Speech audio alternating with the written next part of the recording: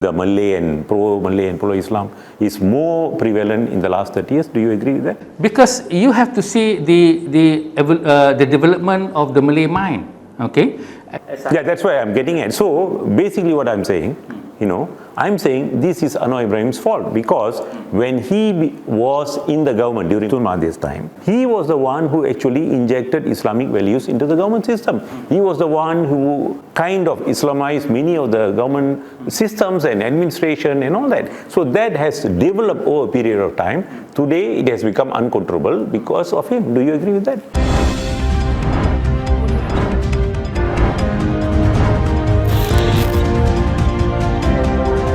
Now, that is the prevalent or perception that it was Anwar who brought in all this so-called Islamic reform. It was him, right?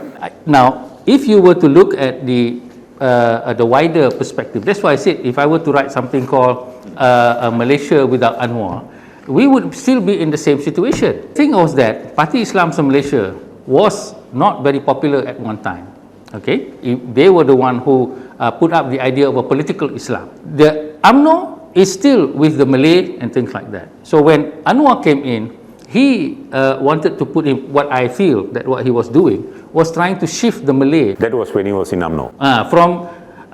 From you see, before he came into UMNO, and then he put up the so-called Islamic reform. Now the Islamic reform is already happening in Indonesia, in various parts of the world. This is the evolution of the Malay intellect. The Malay intellect, the professionals, the engineers, they went overseas, they came back, they have all these things. So it was happening with or without him. Many non-Malays don't understand the battle or the battleground of Islamic reform was not against any non-Malay. It was against the Malays in the traditional and cultural aspect of Islam. The institutions of Islam like the Jabatan Agama. So what do you think he's trying to do now? So when in the past, that was what he was trying to put up the idea of a modern progressive Islam, and that's why he had to put in all those things into the government, because if that did not happen, then sooner or later conservatism of Islam would have come in. But assuming he had not done that in the 80s, probably no, because he had done that in the 80s in preparation for him taking over the country, and that's where. So he had the agenda of bringing in the Islamic values because he wanted to bring in a progressive Muslim leadership in the country. That's right. But up to the time of Tun Mahathir, it was never that way.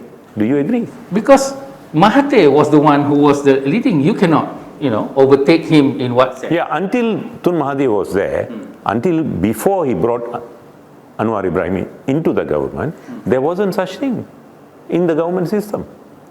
There wasn't what? There wasn't Islamization penetrating into the government system until Anwar brought in the injection of the Islamic values. Because as I said, in the Southeast Asian region, especially with Indonesia, Islamic reform was going to happen with or without Anwar.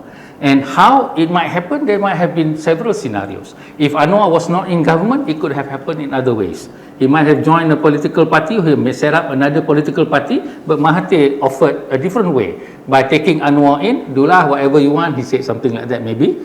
Then PAS was checkmated for many years.